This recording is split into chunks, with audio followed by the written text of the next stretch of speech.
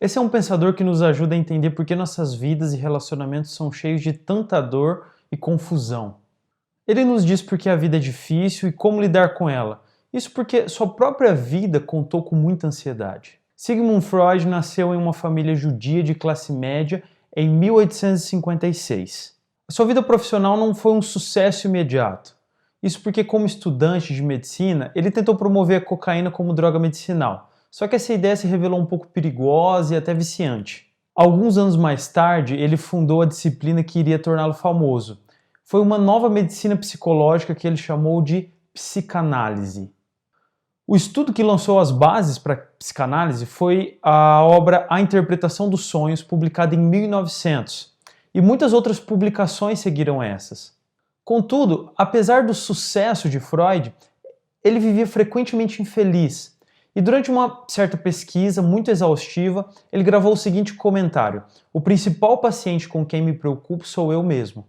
Freud estava convencido de que ele morreria entre os 61 e 62 anos de idade, e ele tinha grandes fobias com relação a esses números. Embora, na verdade, ele tenha morrido muito mais tarde, com 83 anos.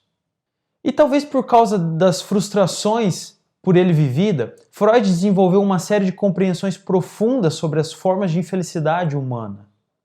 Ele propôs que somos todos movidos pelo que ele chama de princípio do prazer, que nos predispõe para recompensas emocionais fáceis e nos afasta de coisas desagradáveis, como trabalho duro ou disciplina. Como criança, nós somos guiados ou programados para seguir o que ele chama de princípio do prazer. Só que esse princípio, se não for bem delimitado, ele pode nos levar a coisas perigosas, como, por exemplo, nunca realizar nenhum trabalho, ou acabar comendo muito, ou ainda mais preocupante, dormir com um dos membros da nossa própria família. Com isso, nós precisamos nos ajustar ao que Freud chama de princípio de realidade.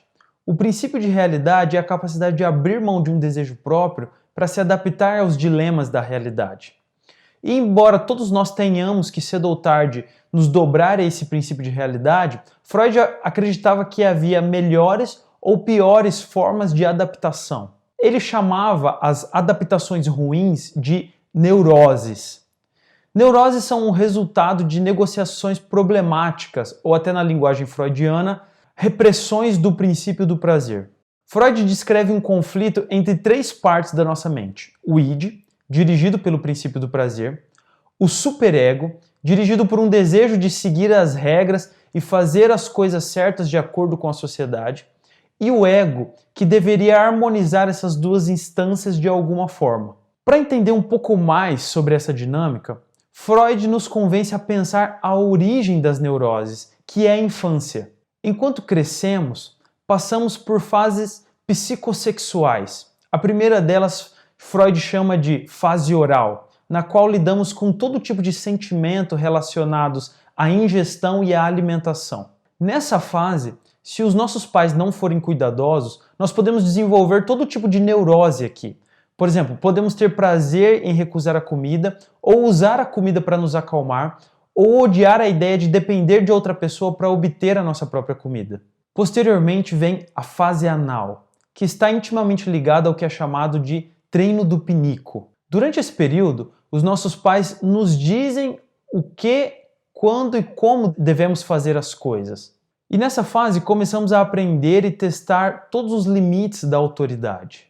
E novamente, se as coisas derem errado, se não sentirmos que a autoridade é suficientemente afável, podemos, por exemplo, decidir nos conter como um ato de provocação. Isso leva com que, na fase adulta, podemos nos tornar analmente retentivos. Em outras palavras, não sermos capazes de conceder, aceitar ou se render. Em seguida, vem o que é chamado de fase fálica, que prossegue por volta até dos 6 anos de idade. Freud chocou muitos dos seus contemporâneos ao insistir que as crianças pequenas também tinham sentimentos sexuais. E ainda na fase fálica, as crianças direcionavam seus impulsos sexuais para os seus pais, que eram as pessoas mais imediatamente disponíveis e recompensadoras por perto. Freud é famoso por descobrir o que é chamado de complexo de Édipo, em que somos inconscientemente predispostos a nos apaixonarmos por um dos nossos pais e odiarmos o outro. O que é complicado é que não importa o quanto os nossos pais nos amem, eles não podem estender esse amor para a vida sexual e vão sempre ter uma vida com um parceiro. Isso faz com que nos sintamos perigosamente ciumentos e bravos e até envergonhados e culpados com essa raiva que sentimos com relação aos nossos pais. O complexo de Édipo acaba fornecendo uma preocupação internalizada muito grande para uma criança pequena e por isso que ele é de certa forma tão traumático. Por fim, a maior parte de nós vivencia alguma forma de confusão perto de nossos pais que mais tarde se liga às nossas ideias de amor. Por mais que a nossa mãe ou nosso pai possa nos dar muito amor, frequentemente eles combinam esse amor com um comportamento perturbado. Contudo, como nós os amamos, nós permanecemos leais a eles e a esses modelos bizarros e destrutíveis de amor.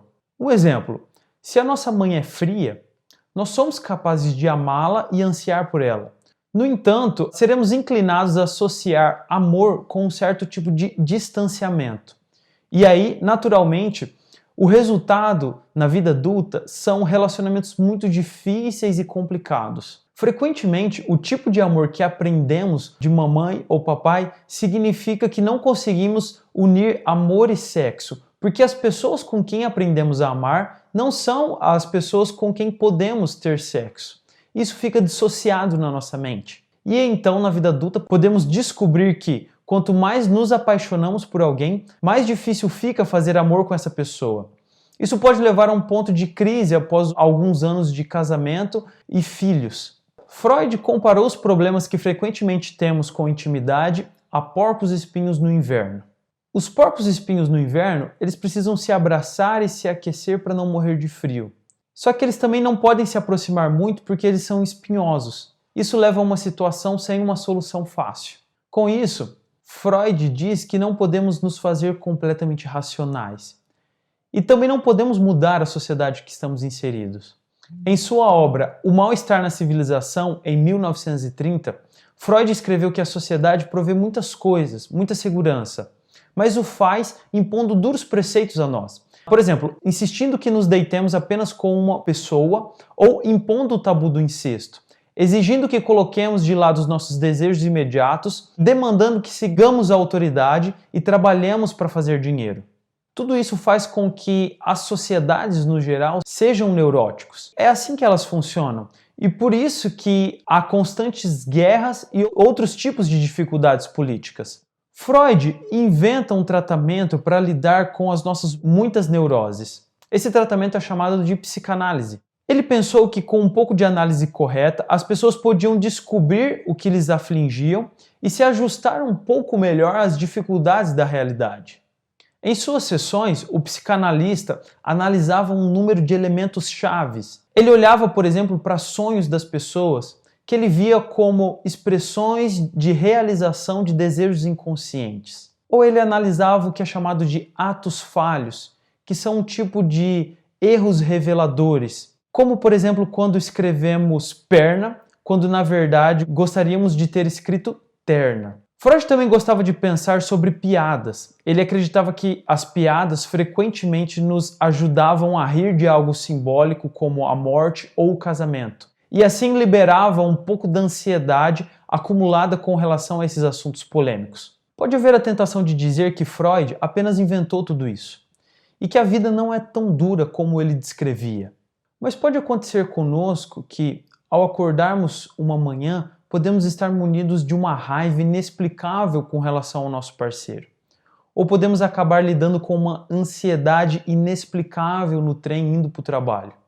E aí somos novamente lembrados de quão ilusórios, difíceis e freudianos são os nossos mecanismos mentais. Nós ainda podemos rejeitar todo o trabalho do psicanalista, mas como o próprio Freud disse, ninguém que desdenha a chave vai um dia ser capaz de abrir a porta. Todos nós podemos usar um pouco das ideias de Freud para ajudar a nos desvencilhar de nós mesmos.